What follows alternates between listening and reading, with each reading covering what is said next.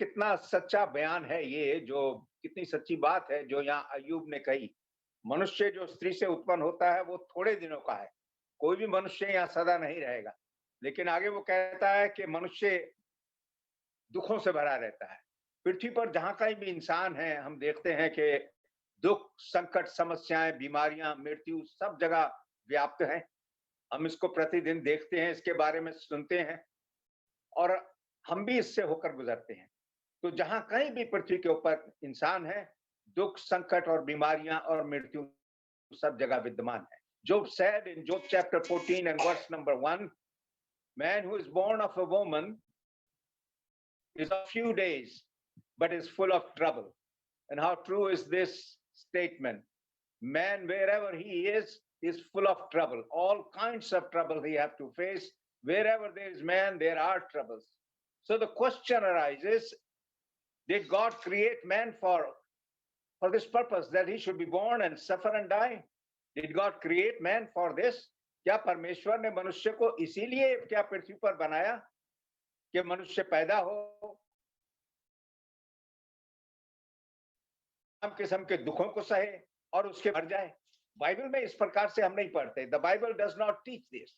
Bible हमको ये सिखाती है कि परमेश्वर ने मनुष्य को अपनी संतान की तरह बनाया था और बाइबल में वास्तव में मनुष्यों को परमेश्वर का संतान कहकर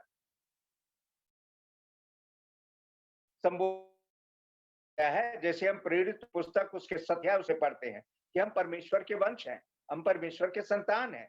According to Acts chapter 17 verse number 29, man is God's offspring, like child of God. So God created people as his children. And as we take care of our children, so God did take care of his children. God created man to suffer. परमेश्वर ने मनुष्य को इसलिए नहीं बनाया कि मनुष्य दुख और दर्द सहे। परमेश्वर ने मनुष्य को अपने संतान की तरह बनाया था। जैसे कि हम उत्पत्ति की पुस्तक उसके 1 अध्याय उसकी 26 और 27 आयत में पढ़ते हैं।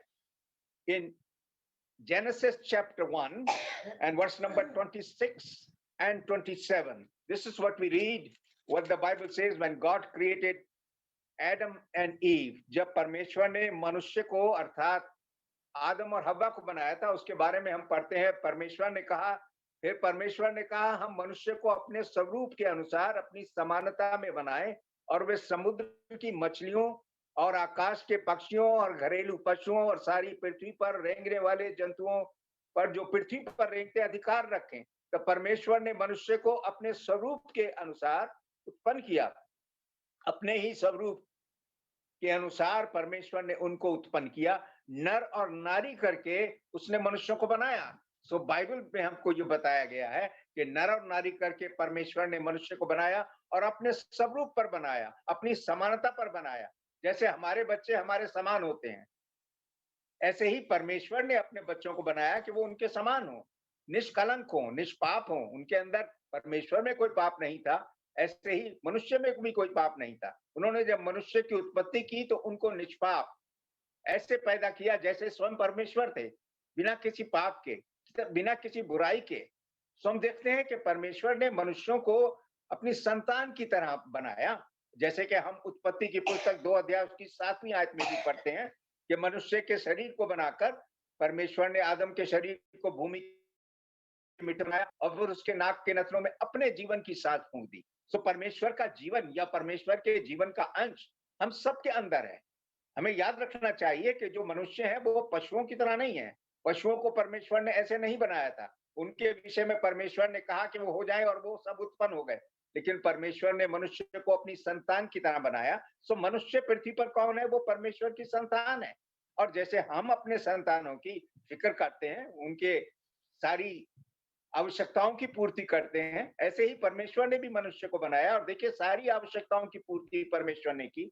खाने पीने की तमाम चीजें और भी जब जो कुछ भी है, हमको जो चाहिए शारीरिक रूप से, वो भी सब कुछ दिया और फिर परमेश्वर ने अपना वचन दिया। सो हम देखते हैं इस बात को कि परमेश्वर ने मनुष्यों को अपने बच्चों की तरह पैदा किया। इन genesis chapter 1 26 27 God created in the beginning Adam and Eve on their own image and in his own likeness. And likewise, Genesis 2:7 says that God's part or his life is in us because God breathes into the nostril of Adam his own life. According to Acts chapter 17, verse number 29, man is offspring of God. So man is child of God. We are children of God. As we do take care of our children, so God take care of his children. God created man for happiness, for his own happiness and for man's happiness. So परमेश्वर ने मनुष्य को क्यों बनाया? अपनी खुशी के लिए. देखिए, पृथ्वी पर जितने भी लोग हैं वो चाहते हैं उनके अपने बच्चे हों. क्यों? क्योंकि उनसे उनको खुशी मिलती है. जिनके पास बच्चे नहीं होते वो दुखी रहते हैं. On earth, all people want to have their children. Those who have no children, then they are sad. They don't feel good. They don't feel happy. They want to have children. So God wanted to have children. That's why he created Adam and Eve. Like his old children, God wanted to have children. And he gave them everything that they needed to survive, to live on earth. So परमेश्वर ने मनुष्य को ऐसे बनाया अपने बच्चों की तरह, और फिर उनकी तरह उनके लिए सब कुछ उन्होंने उत्पन्न किया, सब कुछ दिया, उनकी खुशी के लिए सब कुछ रखा. अगर आप उत्पत्ति की पुस्तक 2 अध्याय की 8वीं आयत को देखेंगे, वहां पर लिखा है कि परमेश्वर ने खुद एक जगह तैयार की जिसमें आदम और हव्वा को उन्होंने रखा. If you read Genesis chapter 2 and verse number 8, you will see over there that God prepared a special place for Adam and Eve to live. Just like as we take care of our children, God does take the care of his children, the human being whom he created after his own likeness and his own image. जैसे परमेश्वर ने मनुष्य को अपने समानता, अपने स्वरूप पर बनाया, अपने बच्चों को वो उनकी रक्षा रखवाली करते हैं, वो उनकी आवश्यकताओं की पूर्ति करते हैं. लेकिन हम पढ़ते हैं कि बाइबल में कि परमेश्वर ने मनुष्यों के सामने एक टेस्ट रखा था, उनके सामने एक इम्तिहान रखा था, ये जांचने के लिए कि क्या वो अपने स्वर्गीय पिता परमेश्वर से प्रेम करते हैं, उसका आदर करते हैं, वो उसकी बात मानते हैं. God put a test before Adam just to know how human beings behave toward God. God loved them, but God wanted to know, do they love them? Love him? Do they respect him? Do they fear him? And so God put a test before them. And the test was that they should not be eating from the garden, from the tree of the knowledge of good and evil, in the garden where God had placed them. God said, the day you will eat that, you will die.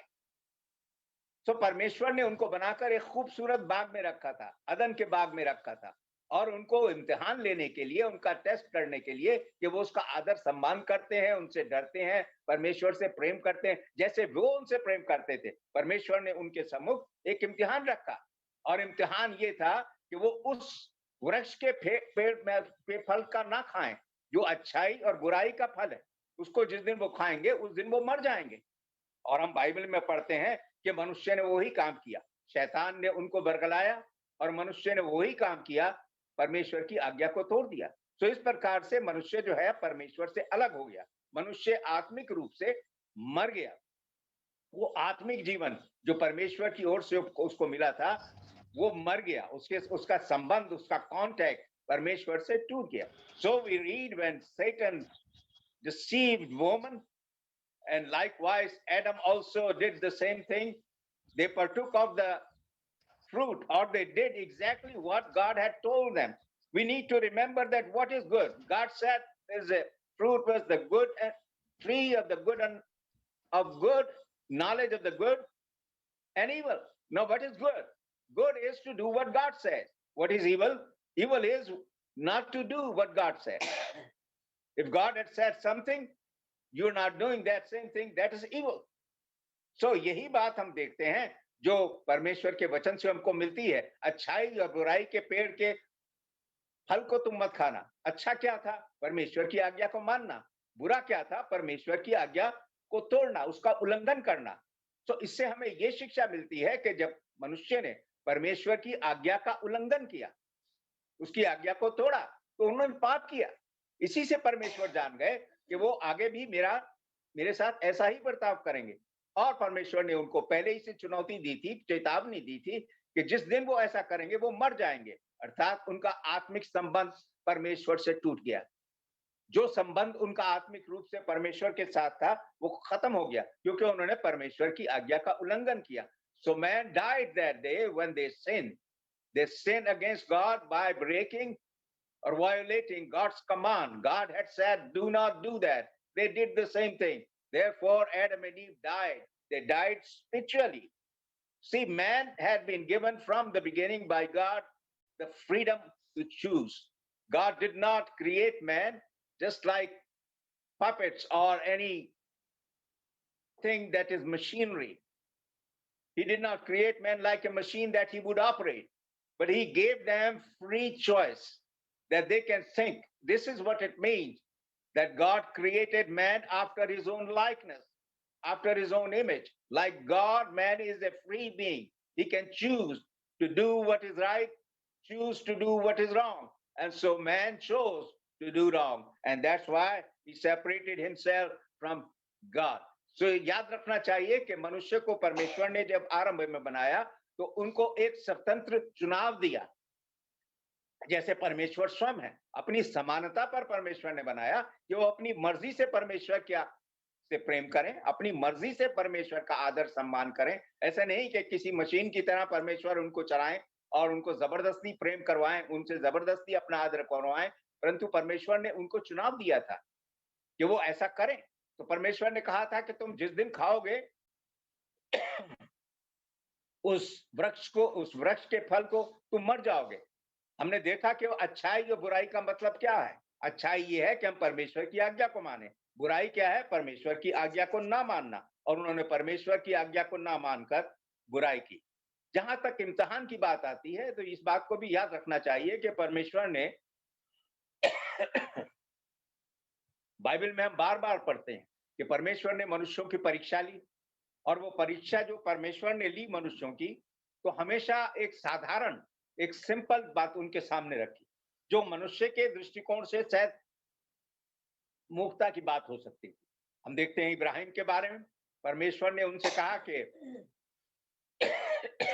अपने इकलौते पुत्र को ले जा और उसको ले जाके बलिदान कर। अब देखिए ये कितनी कठिन परीक्षा थी। इब्राहिम जो था वो इस बात को समझ भी नहीं सकता था कि ये कैसे हो सकता था, जिस पुत्र को परमेश्वर ने इतनी दुआओं के बाद उसको दिया था, परमेश्वर कहने अपने पुत्र को ले जा और उसको मेरे लिए बलिदान कर। तो ये परीक्षा थी, और जब उसने ऐसा किया तो परमेश्वर ने कहा मैं जान गया कि तू मेरा आदर सम्मान करता है, तू मेरा भय मानता है। ऐसे ही हम नामान के बारे में देखते हैं, परमेश्वर ने उसको क्या बोला कि तू जा और 7 बार डुबकी लगा पानी में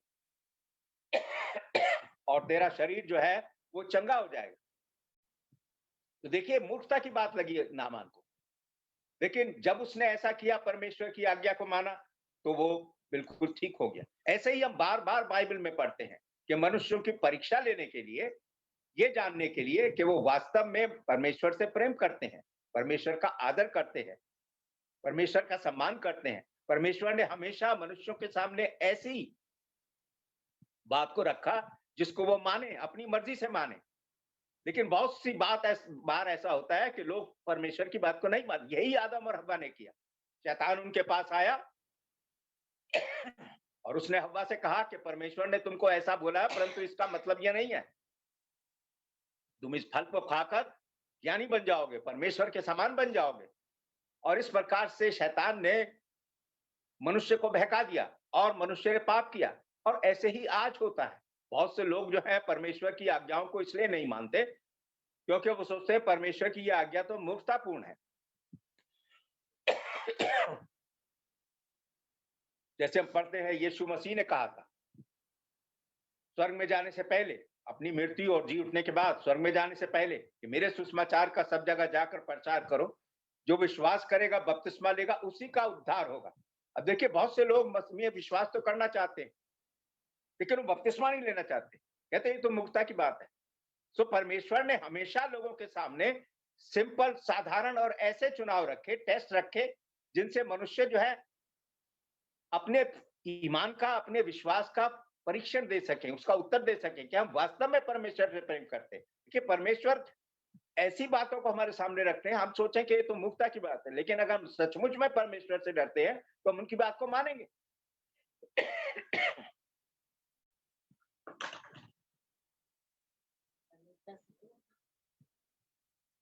इसी बात को हम देखते हैं कि आदम हव्वा ने भी इसी प्रकार से बर्ताव किया। जब उनके सामने ये परीक्षा आई, परमेश्वर ने उनसे कहा था कि जितने भी वृक्ष है यहाँ पर सबका फल तुम खाओ। तो उनके भी मन में शैतान ने ये बात डाली कि इसका फल हम क्यों नहीं खा सकते, तो उन्होंने खा लिया। उन्होंने परमेश्वर की बात का आदर नहीं किया, परमेश्वर की बात को ऐसे समझ लिया कि ये तो हल्की सी बात है, जब हम सब खा सकते हैं तो इसे भी खा सकते हैं। तो इस बात को हम इस तरीके से देखते हैं कि जो अहमियत जो है वो इस बात की है, परमेश्वर ये चाहते हैं कि हम उनकी आज्ञा माने। परमेश्वर ये चाहते हैं कि हम उनसे डरें, इस बात को दिखाएं उनकी आज्ञा को मान करके हम परमेश्वर का आदर सम्मान करते हैं। और यही बात है जो हम देखते हैं कि आदम और हव्वा ने नहीं की। So we read that what Adam and Eve did, they rejected God's will because it was such a simple command of God. God always tests people by giving simple commands. Just like in the case of Abraham, God said, offer your son. It was amazing command to Abraham because God had given that son after long prayers. Wait to Abraham and Sarah. But God said, go and sacrifice him. And when they did it, when he did it, God said, now I know that you love me. It's the same thing that we read about Naaman. God said, go and dip yourself 7 times in the water of Jordan. Now it was a foolish command to Naaman, but when he did it, it benefited him. He was healed. And exactly the same way we read when Jesus was going back to heaven, he told his disciples to go preach the gospel. He who believes and is baptized will be saved. Many people want to believe in Jesus, but they don't want to be baptized. Why? Because people think it is the foolish command.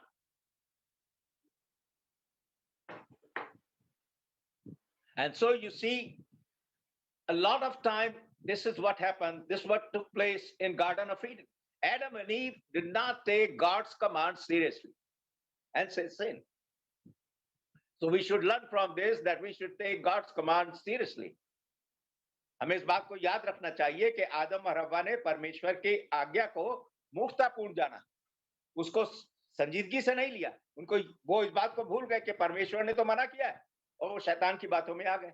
और इस प्रकार से हम पढ़ते हैं कि पाप जगत में आया। अब मैं चाहूंगा कि उत्पत्ति की पुस्तक उसके 3रे अध्याय को आप निकालिए, genesis chapter 3 and verse 17 through 19 we will read. You read in your English Bible, I will read in Hindi.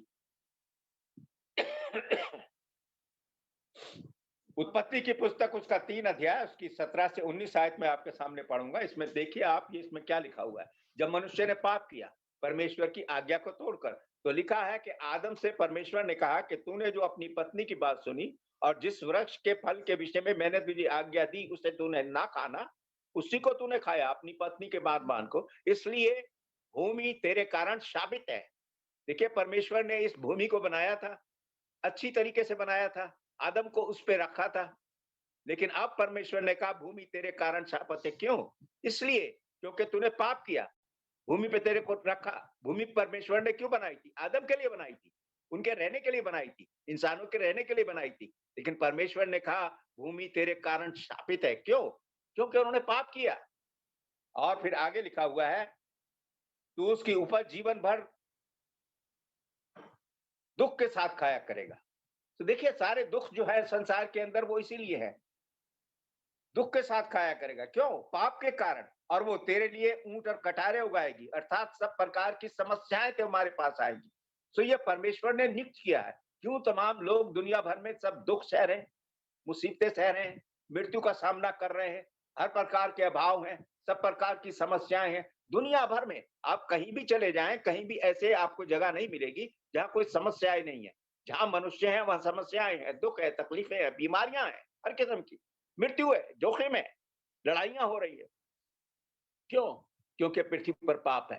पाप के कारण परमेश्वर ने ना तो इस पृथ्वी को ऐसे बनाया था कि इस पर सब प्रकार की समस्याएं हो, दुख तकलीफें हो, मृत्यु हो। ना उसने मनुष्यों को ऐसे बनाया था कि वो दुखों का सामना करें और फिर मृत्यु मर के चले जाएं। परमेश्वर ने मनुष्यों को मरने के लिए नहीं बनाया, परमेश्वर ने मनुष्यों को दुखों के लिए नहीं बनाया, खुश रहने के लिए बनाया। जैसे हम चाहते हैं कि हमारी संतान खुश रहे, हम उनके लिए सब कुछ करते हैं, ऐसे ही परमेश्वर ने भी इंसान को बनाया था। इस बात को याद रखें। दुख, तकलीफें, मृत्यु, जोखिम, बीमारियां, ये सब क्यों है? ये सब इसलिए हैं क्योंकि पाप जगत में है। हम एक ऐसी पृथ्वी पर रहते हैं जिसमें पाप है, जिसमें सब प्रकार की समस्याएं हैं। इसी के कारण, पाप के कारण, और इसीलिए हम देखते हैं कि सारी दुनिया के अंदर अब एक सवाल मैं आपके सामने रखता हूं जो अक्सर सब लोग पूछते हैं। वो ये है कि क्या परमेश्वर नहीं जानते थे कि जिस मनुष्य को वो बना रहे हैं वो पाप करेगा और पाप के कारण फिर वो मर जाएगा? क्या परमेश्वर को ये बातें मालूम नहीं थी? तो बहुत से लोग कई बार कहते हैं कि परमेश्वर ने मनुष्य को क्यों बनाया? वो तो जानते थे कि मनुष्य पाप करेगा और पाप के कारण फिर वो उसके सामने समस्याएं भी आएंगी, दुख भी उठाएगा। क्या परमेश्वर को अच्छा लगता है कि हम दुख उठाते हैं? देखिए हमारे सामने कितने दुख है, कितनी मुसीबतें हैं, सबके जीवनों में, सबके घरों में, दुनिया में सब जगह दुख है, मुसीबतें हैं, मृत्यु है, बीमारियां हैं, झंझट है। क्या परमेश्वर को अच्छा लगता है ये? क्या हमें अच्छा लगेगा कि हमारे बच्चे जो हैं, हमारे संतान जो हैं, वो सब प्रकार के झंझटों से, बीमारियों से, तकलीफों से, समस्याओं के होके गुजरे? नहीं, परमेश्वर को भी नहीं अच्छा लगता। लेकिन ये सब क्यों है? ये सब पाप के कारण है। सो हम क्या पढ़ते हैं बाइबल के अंदर कि क्या परमेश्वर को इस बात के बारे में मालूम था? हाँ, परमेश्वर को मालूम था, पूरा मालूम था कि मनुष्य पाप करेगा। जिस मनुष्य को मैं बना रहा हूं वो पाप करेगा। अब इसका मतलब ये नहीं है कि परमेश्वर ने मनुष्य को पाप करने के लिए मजबूर किया। परमेश्वर को मालूम था कि ऐसा वो कर सकता है, लेकिन परमेश्वर ने इसलिए मनुष्य को नहीं बनाया था कि वो पाप करे और पाप करके वो मर जाए। परमेश्वर ने मनुष्य को बनाया था अपनी समानता पर, अपने समान पवित्र रहने के लिए और अपने समान ही पवित्र जीवन व्यतीत करने के लिए। लेकिन मनुष्य ने पाप किया, अपनी मर्जी से किया। जैसे हमने देखा कि मनुष्य को परमेश्वर ने एक स्वतंत्र चुनाव के साथ बनाया था, फ्रीडम ऑफ चॉइस के साथ बनाया था। तो इस बात को याद रखें कि परमेश्वर को मालूम था कि मनुष्य पाप करेगा, इसीलिए परमेश्वर ने उसका भी इल्जाम पहले से ही किया हुआ था, जिसके बारे में आप पढ़ते हैं पहला पत्रस उसका पहला अध्याय 18वीं और 19 आयत को निकाले बाइबल में। पहला पत्रस पहला अध्याय 18 और 19 आयत, यहाँ पढ़ेंगे कि परमेश्वर ने मनुष्य को बनाने से पहले से ही इस बात का इंतजाम किया हुआ था। So what we are learning is this, that Adam and Eve sinned. And because of sin, all of the problems and all of the difficulties, you see there are all kinds of sicknesses, there are all kinds of diseases. People are dying everywhere. There are wars, there are crimes, and then there is death. Now, God did not create man for all of that, but man brought all of that because of sin, as we read in Genesis chapter 3, verse 17 to 19. God said to Adam that now the earth is cursed because of your sin. You did not listen to me. Adam, God said, you listened to your wife, and therefore this earth is cursed. It will now bring thorns and thistle for you. So we have all kinds of problems. Wherever man is, they have problems. Problems in families, problem in the lives of people, problem in communities, problem everywhere. Men are full of trouble, as Job said. Everywhere there is trouble. But you see now, did God not know that? That's the question that we are learning. Did God not know that? That man whom he is created, he will sin, and then he will bring all these consequences upon him and finally die? Yes, God did know. And that is why we are going to go to 1 Peter chapter 1, verse number 18 and 19. अब देखिए, परमेश्वर को मालूम था कि मनुष्य जो है वो पाप करेगा और पाप करके वो बहुत सारे समस्याओं को, दुखों और मुसीबतों को और मृत्यु को अपने ऊपर लाएगा। इसलिए परमेश्वर ने पहले से इस बात का इंतजाम किया हुआ था कि मनुष्य को इस समस्या से कैसे निकालेगा। तो हम पढ़ते हैं पहला पत्रस उसके पहले अध्याय की 18वीं और 19 आयत के अंदर, क्योंकि तुम जानते हो, ये अब लिखा गया जबकि पत्रस ने लिखा मसीह लोगों को, क्योंकि तुम जानते हो कि तुम्हारा निकम्मा चाल चलन जो बाप दादों से चला आता है, उससे तुम्हारा छुटकारा चांदी सोने अर्थात नाशमान जगत की नाशमान वस्तुओं के द्वारा नहीं हुआ, पर निर्दोष और निष्कमन मेमने अर्थात मसीह के बहुमूल्य लहू के द्वारा हुआ। अब देखिए 20वीं आयत को देखिए, वहां लिखा है उसका ज्ञान तो जगत की उत्पत्ति से पहले ही से जाना गया था। अर्थात परमेश्वर को मालूम था वो क्या करेंगे। परमेश्वर के मन में इस बात को पहले से ही था कि वो क्या करेंगे प्रभु यीशु मसीह के बारे में, जिनका लहू बहाया गया, जिनका लहू बहाने से हमारे पापों से हमको छुटकारा दिलाया गया। उसका ज्ञान तो जगत की उत्पत्ति के पहले से जाना गया था, पर अब इस अंतिम युग में तुम्हारे लिए प्रकट हुआ। इसी बात को अब प्रकाशित वाक्य की पुस्तक उसके 13 अध्याय 8वीं आयत में भी पढ़ते हैं। वहां लिखा है कि परमेश्वर के मन में उन्होंने प्रभु यीशु मसीह को एक मेमने के समान पहले से ही घात कर दिया था। तो इससे पहले, और लिखा है कि जगत की उत्पत्ति से पहले, अर्थात इससे पहले के जगत को बनाया गया, इससे पहले के मनुष्य को बनाया गया, परमेश्वर को मालूम था कि मनुष्य जो है वो पाप कर सकता है और वो पाप करके अपने ऊपर बहुत सारी झंझटों को और मुसीबतों को लाएगा और इस प्रकार से वो मृत्यु को अपने ऊपर लेगा और वो मर जाएगा।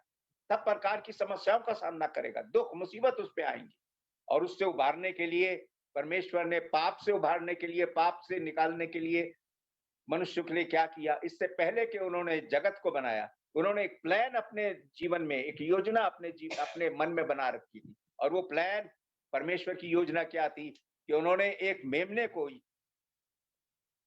तैयार किया हुआ था ताकि वो जाएगा, वो इंसान बनेगा, वो मनुष्य बनेगा।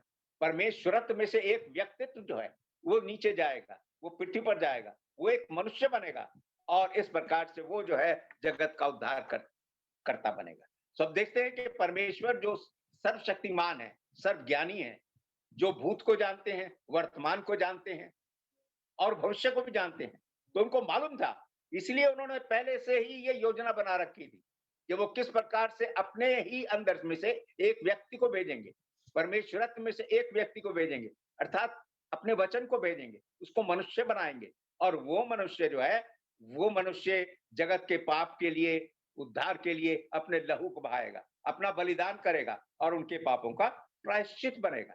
सो इस प्रकार हम पढ़ते हैं कि प्रभु यीशु मसीह को इस पृथ्वी पर आना पड़ा। वो परमेश्वर थे, परमेश्वरत्व में परमेश्वर के साथ थे, परमेश्वर ने उनको पहले ही से नियुक्त किया हुआ था। तो ये कोई नई योजना नहीं थी कि परमेश्वर ने मनुष्य को भेजा।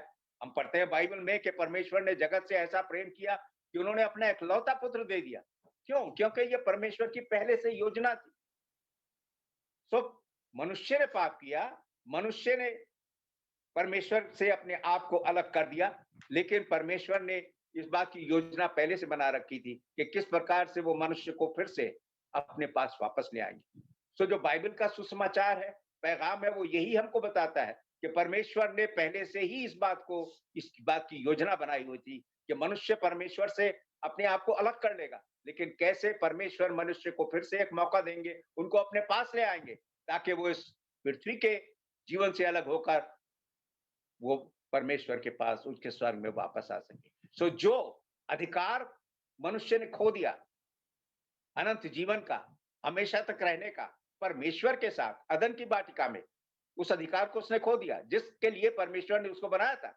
वो अधिकार मसीह के द्वारा हमको मिल जाता है जब हम मसीह में आ जाते हैं। जैसे हम अब बाइबल की आयतों को पढ़ेंगे, जिन आयतों को मैं आपके सामने कोट करूंगा।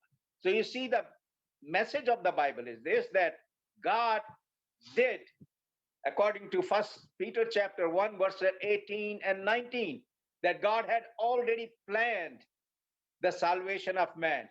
He had in mind that he had a lamb in his mind, one of the Godheads, one of the persons in the Godhead, that he would send him back on the earth, make him like a man, and he will die as a man, shed his blood, give himself as an offering, as a propitiation for the sins of man. And that's what First Peter chapter 1 and verse number 18 and 19 says. And read it over here. It says, it was a plan of God from the foundation, before the world was created, before Adam and Eve were created. God had already planned it because God knew that man whom he was going to create could sin. And therefore, God had already made this plan that when man would sin, he would send his son, one of his own, persons from the Godhead, his word, who will become a man, who will die for the sins of man as the propitiation. And so we read the story of Jesus. And the same thing we can read in Revelation chapter 13 and verse number 18, where it says God had the lamb prepared from the foundation of the earth. So you see the sacrifice of Jesus or coming of Jesus as a savior on earth was not an afterthought. God had already planned this. He had in mind that he would do that. And when the time was fulfilled, God did it. So we read all of this plan of God unfolded as we read in the following verses that I'm going to quote to you, and you can note in your New Testament. अब मैं आपको उन आयतों के बारे में बताऊंगा जो आयतें नए नियम में हमको मिलती हैं, जिनके द्वारा हम सीखते हैं कि कैसे परमेश्वर ने उस योजना को जो संसार को बनाने से पहले से उन्होंने बनाई हुई थी कि कैसे वो अपने वचन को भेजेंगे, कैसे वो एक मेमने की तरह बध किया जाएगा, कैसे वो मारा जाएगा, मनुष्यों के पापों का प्रायश्चित करेगा। और जो अधिकार मनुष्य ने खो दिया अदन की वाटिका में परमेश्वर के साथ हमेशा रहने के लिए, उस खूबसूरत जगह के अंदर परमेश्वर की तरह रहने के लिए, उनकी सहभागिता में रहने के लिए मनुष्य ने वो खो दिया। तो परमेश्वर ने किस प्रकार से उस मेमने के द्वारा, उस मनुष्य के द्वारा, अपने वचन के द्वारा, जिसको उन्होंने मनुष्य बनाकर वध कर दिया, बलिदान कर दिया हमारे पापों का प्रायश्चित के लिए, उसके द्वारा हम किस प्रकार से फिर से परमेश्वर के पास आ सकते हैं, सहभागिता में उनकी आ सकते हैं, और कैसे स्वर्ग में जाकर उनके साथ हमेशा की जिंदगी पा सकते हैं। वो हमेशा की जिंदगी जिसके लिए परमेश्वर ने शुरू में इंसान को बनाया था, इंसान ने पाप करके खो दिया, वही हमेशा की जिंदगी प्रभु यीशु मसीह के द्वारा हमको मिलती है। तो इन आयतों को नोट करें जहां हम पढ़ते हैं। सबसे पहले तो मैंने आपको बताया यूहन्ना 3:16, first of all I quoted John chapter 3 verse number 16, God so loved the world that he gave his only begotten son, that whosoever believeth in him shall not perish but have everlasting life। कि परमेश्वर ने जगत से ऐसा प्रेम किया, इस बात को याद रखें, जगत से अर्थात दुनिया में जितने भी लोग हैं। मैंने आपको बताया मनुष्य परमेश्वर की संतान है। परमेश्वर तमाम दुनिया के तमाम लोगों से प्रेम करते हैं, वो आज भी प्रेम करते हैं। इसीलिए वो चाहते हैं कि उनके पुत्र में विश्वास करके, उनकी आज्ञाओं को मानकर सब लोग अपने पापों से छुटकारा प्राप्त करके परमेश्वर के पास वापस आ जाए। तो परमेश्वर ने सारे जगत के सब लोगों से प्रेम किया, वो आज भी प्रेम करते हैं। वो चाहते हैं कि सब लोग अपना मन फिराएं, प्रभु यीशु मसीह में विश्वास करें, उनके पास आए और उनके द्वारा स्वर्ग में वापस आकर हमेशा की जिंदगी पाए। सो ये परमेश्वर की योजना सबके लिए। God loves all people of all nation and all people. He has given this opportunity to all. God so loved the world. He wants all the people to repent, believe in Jesus Christ and do his will and come to him. And likewise we read in Romans chapter 5 verse number 6 to 8. इसी प्रकार की बात को हम Romeo के 5 अध्याय उसकी 6 से 8 आयतों में पढ़ते हैं, जहां पर लिखा है क्योंकि जब हम पापी थे, देखिए तमाम दुनिया के लोगों के लिए लिखा गया। पौलुस ने कहा जब हम पापी ही थे, जब हम निर्बल ही थे, तो मसीह हमारे पापों के लिए मर गया, जो कि असंभव बात है। लेकिन 8वीं बात में लिखा है, 8वीं आयत में यह लिखा है कि परमेश्वर ने अपने प्रेम की भलाई इस रीति से प्रकट की कि जब हम पापी थे तो मसीह हमारे लिए मर गया। सो ये देखिए मसीह जो एक मेमने की तरह वध किया गया, जिसको परमेश्वर ने पहले ही से नियुक्त किया हुआ था जगत की उत्पत्ति से पहले कि कैसे वो संसार में आएंगे और मारे जाएंगे। वो हमारे पापों का प्रायश्चित करने के लिए परमेश्वर ने उनको भेजा। परमेश्वर ने अपने प्रेम को प्रकट किया और उनको हमारे पापों का प्रायश्चित बनाकर बद्ध किया। इसी बात को हम दूसरा कुरिन्थियों उसके 5 अध्याय और उसकी 21 आयत में भी पढ़ते हैं। 2 Corinthians chapter 5 and verse number 21 says the same thing। वो जो पाप से अज्ञात था उसी को परमेश्वर ने हमारे लिए पाप ठहराया। देखिए यीशु मसीह जो स्वर्ग में थे, परमेश्वर थे, वो पाप से अज्ञात थे, उन्होंने कभी कोई पाप नहीं किया। जैसा कि हम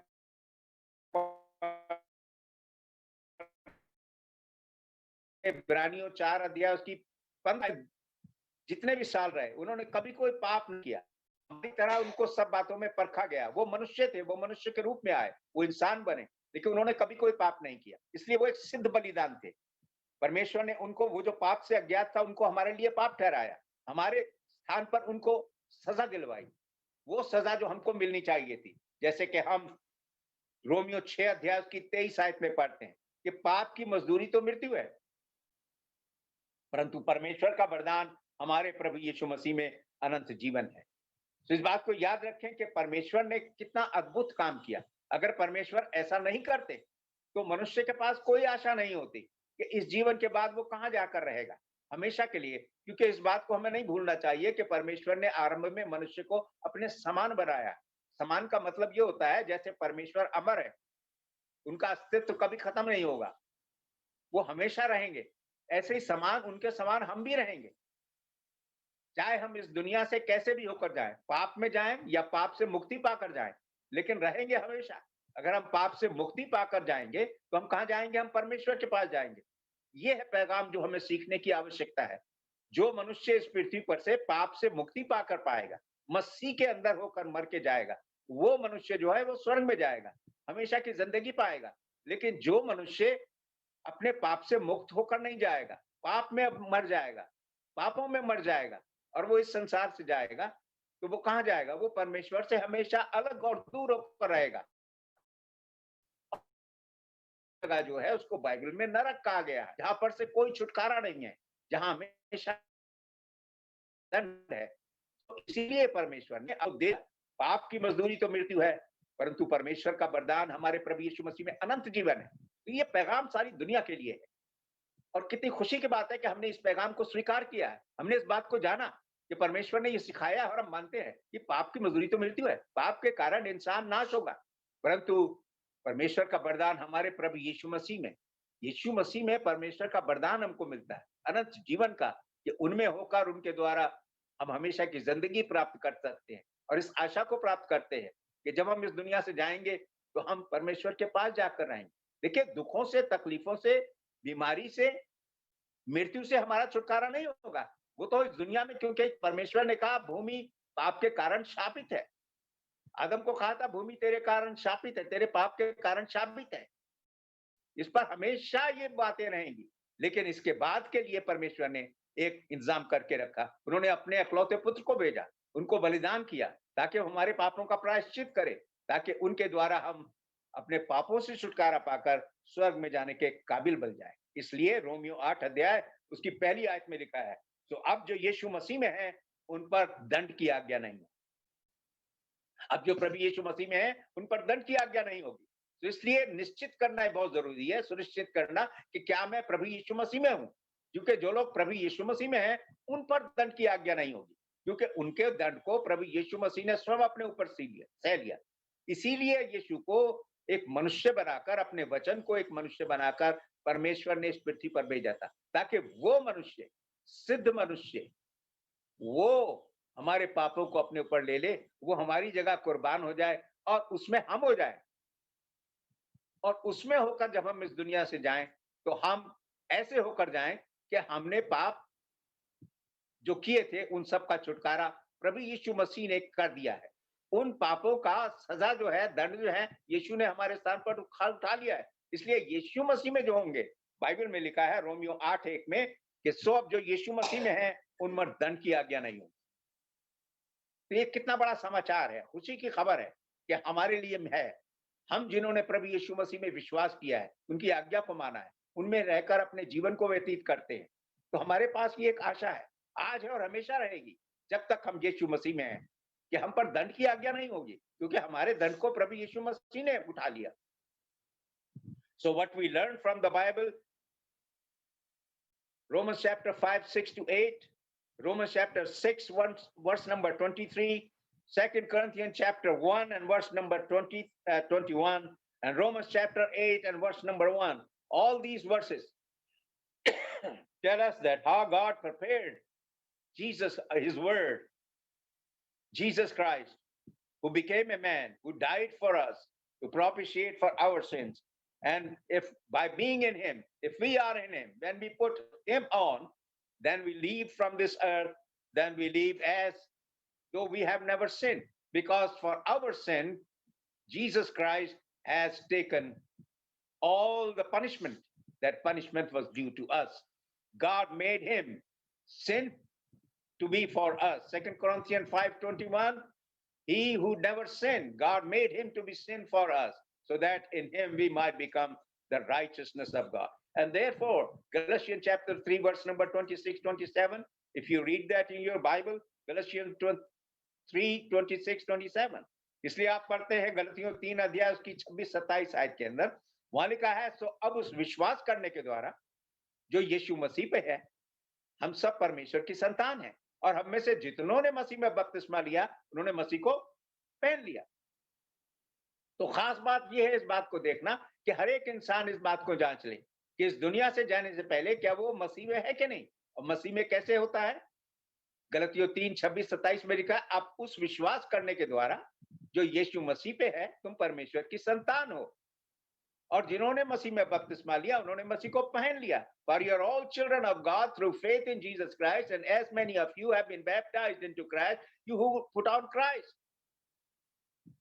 So you see, because of disobedience, man disobeyed God and had lost the right to be a child of God. But Jesus obeyed God, and through Jesus and Jesus Christ, who obeyed God, we again become children of God. So इस बात को याद रखें कि आदम ने जब गुनाह किया, आदम और हव्वा ने गुनाह किया, पाप किया, तो मानव जाति को उन्होंने क्या किया, जो उनके द्वारा उत्पन्न होने वाली थी, परमेश्वर से अलग कर दिया। परमेश्वर के संतान नहीं रहे, उस अधिकार को खो दिया। लेकिन मसीह जब इस पृथ्वी पर आए, एक मनुष्य की तरह उन्होंने परमेश्वर की सारी आज्ञाओं को माना। तो जब हम उनके अंदर हो जाते हैं, तो उनके द्वारा हमको वो हक मिल जाता है, वो अधिकार मिल जाता है कि हम फिर से परमेश्वर के संतान बन जाते हैं। इसीलिए देखिए गलतियों 3, 26, 27 में लिखा है, अब तू विश्वास करने के द्वारा तुम परमेश्वर के संतान जो मसीह यीशु पर है, और तुम में से जितनों ने मसीह में बपतिस्मा लिया, उन्होंने मसीह को पहन लिया। तो उस अधिकार को, जो परमेश्वर के संतान होने का अधिकार, जो मनुष्य के पास आरंभ में था, आदम और हव्वा ने खो दिया था, और जितनी भी संतानें उनके बाद उत्पन्न होने वाली थी, उस अधिकार को खो दिया था। पाप के कारण परमेश्वर से दूर और अलग हो गए थे। लेकिन अब मसीह के द्वारा, उस मनुष्य के द्वारा जो दूसरा आदम है, जिसको परमेश्वर ने भेजा, उसके द्वारा, उसमें होकर, क्योंकि उन्होंने परमेश्वर की सारी आज्ञाओं का पालन किया। पहले आदम ने परमेश्वर की आज्ञा को तोड़ा, तो वो पाप जगत में लाया। दूसरा आदम प्रभु यीशु मसीह ने परमेश्वर की सारी आज्ञाओं का पालन किया। तो इसलिए उनके द्वारा होकर, उनके भीतर होकर हम परमेश्वर के संतान बन जाते हैं और उनको पहन लेते हैं बपतिस्मा लेकर, जिस बपतिस्मा की आज्ञा प्रभु यीशु मसीह ने दी थी। इसलिए इब्रानियों 5 अध्याय उसकी 8 और 9 आयत में आप पढ़ते हैं, वहां लिखा है, पुत्र होने पर भी, देखिए यीशु मसीह इंसान बने, वो परमेश्वर थे, स्वर्ग में थे, लेकिन वो एक इंसान बने। क्यों? क्योंकि इंसानों का उद्धार करने के लिए, मनुष्यों का उद्धार करने के लिए उनका इंसान बनना, मनुष्य बनना जरूरी था। और इसलिए लिखा है, पुत्र होने पर भी उन्होंने दुख उठाकर आज्ञा माननी सीखी। हर एक आज्ञा का पालन उन्होंने किया, दुख उठाकर। मनुष्य ने आरंभ में आदम और हव्वा ने क्या किया? बाग एदन के अंदर उन्होंने परमेश्वर की आज्ञा को तोड़ा, और सारी मानव जाति के लिए वो एक श्राप बन गए। लेकिन यीशु मसीह ने क्या किया? उन्होंने परमेश्वर की प्रत्येक आज्ञा को माना, लिखा है दुख उठाकर माना, और इसी प्रकार से वो सिद्ध बन गए, यहाँ लिखा है, और अपने सब आज्ञा मानने वालों के लिए वो सदा काल के उद्धार का कारण बन गए। So we see about Jesus Christ that he suffered and he died, according to Hebrews chapter 5 and verse number 8 and 9, that he suffered and died. Even though he was a son, he became a man. He had to become a man to save the mankind. And he was a perfect man because he never sinned. And therefore, he became a savior.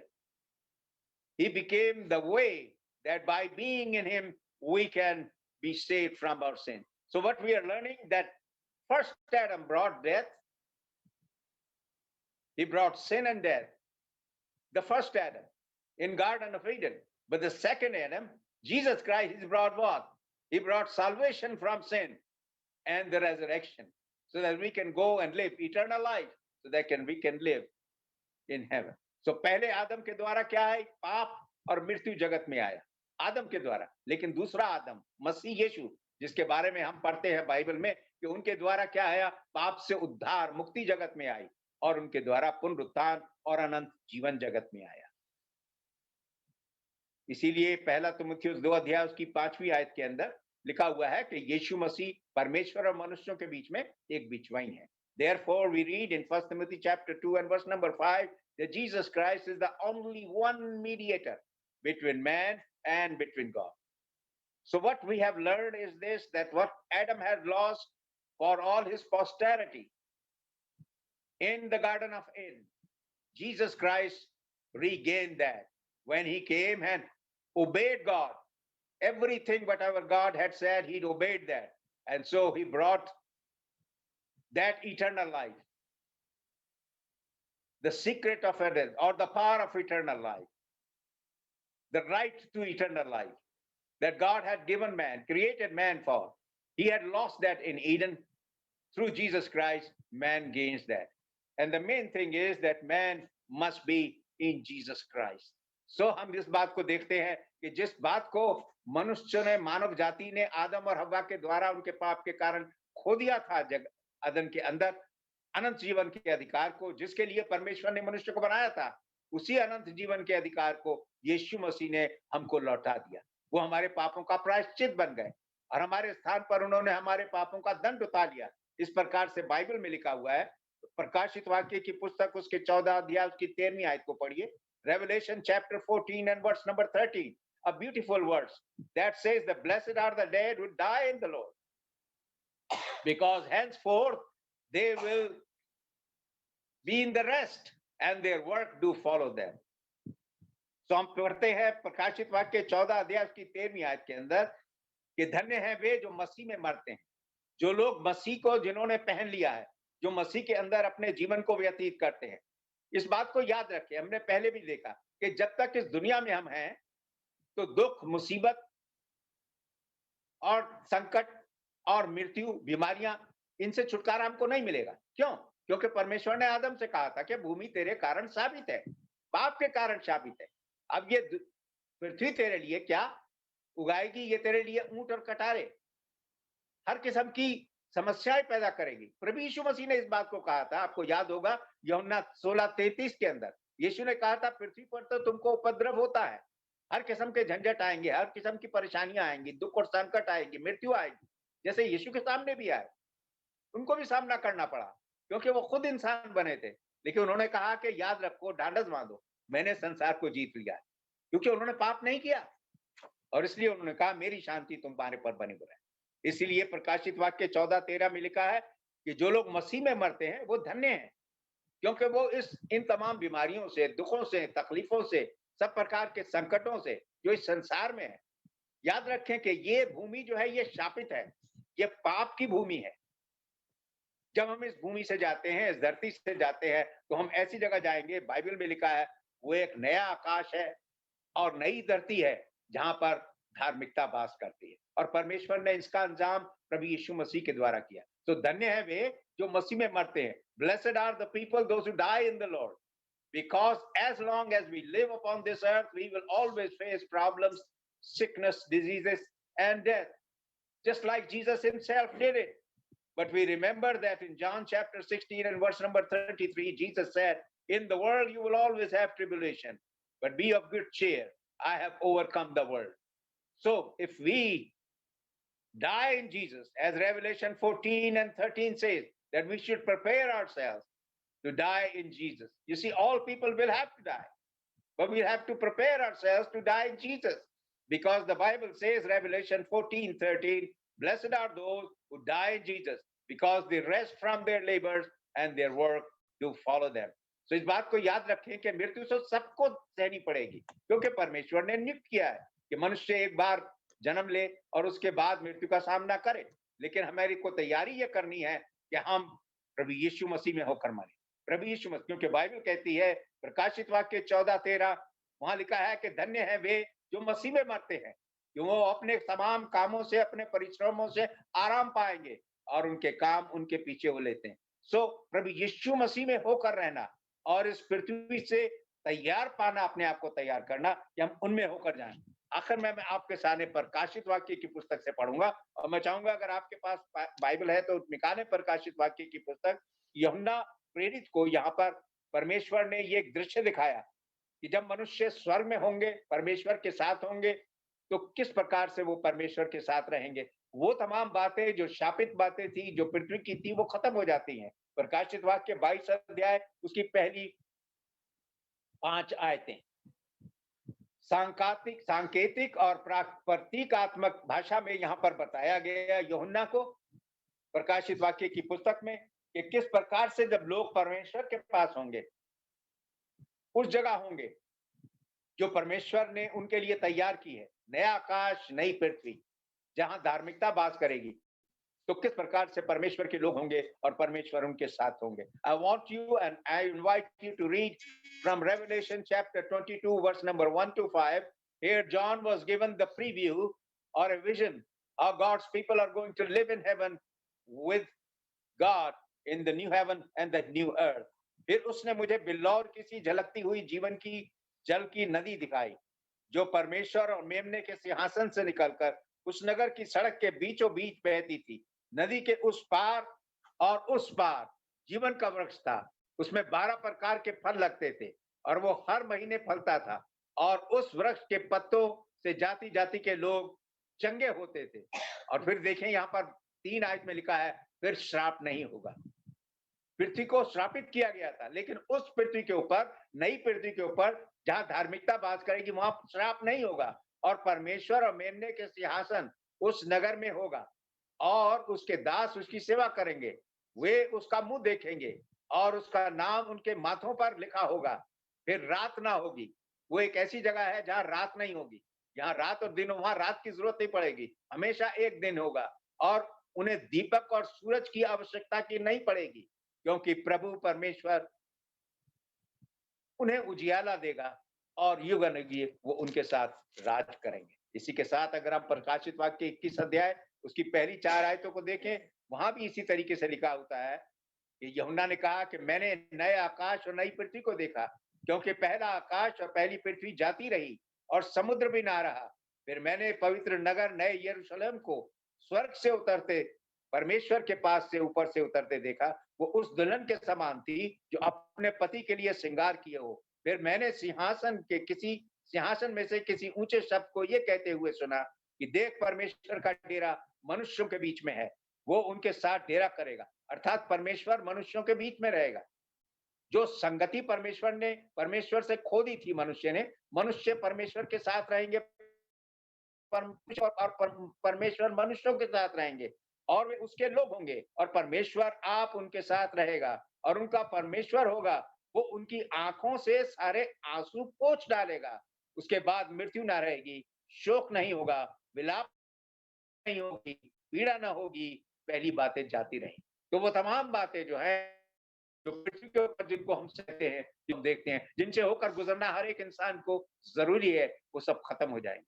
सो परमेश्वर ने हमारे लिए एक स्वर्ग तय किया है, एक ऐसी जगह तैयार की है जहां हम उनके साथ जाकर रहें। लेकिन परमेश्वर ने हमको ये एक उपाय दिया है, ये एक रास्ता बताया है कि हम प्रभु यीशु मसीह में होकर इस दुनिया से जाएं। इसीलिए यीशु मसीह ने कहा था कि मार्ग, सच्चाई और जीवन मैं ही हूँ, बिना मेरे द्वारा कोई परमेश्वर के पास नहीं आ सकता। सो इसीलिए हम देखते हैं बाइबल में कि जो प्रभु यीशु मसीह में है उन पर दंड की आज्ञा नहीं होगी। जो यीशु में है वो धन्य है, क्योंकि वो परमेश्वर के पास जाकर रहेंगे। तो ये पैगाम हमको बार-बार सीखने को मिलता है और बार-बार हम इस बात को सुनते हैं, और इस बात की हमको वास्तव में इस बात को पक्का कर लेना चाहिए कि हम प्रत्येक दिन अपने जीवनों को प्रभु यीशु मसीह में होकर व्यतीत करें। जिनको परमेश्वर ने नियुक्त किया है कि उनमें होकर अगर हम जाएंगे, तो हम उस जगह जाएंगे जहां परमेश्वर ने हमको रहने के लिए आरंभ में बनाया था। परमेश्वर ने इंसान को रहने के लिए कहा बनाया था कि वो उस बाग अदन में रहे, उस हसीन जगह, खूबसूरत जगह रहे, तो आत्मिक जगह थी जिसको परमेश्वर ने बनाया था।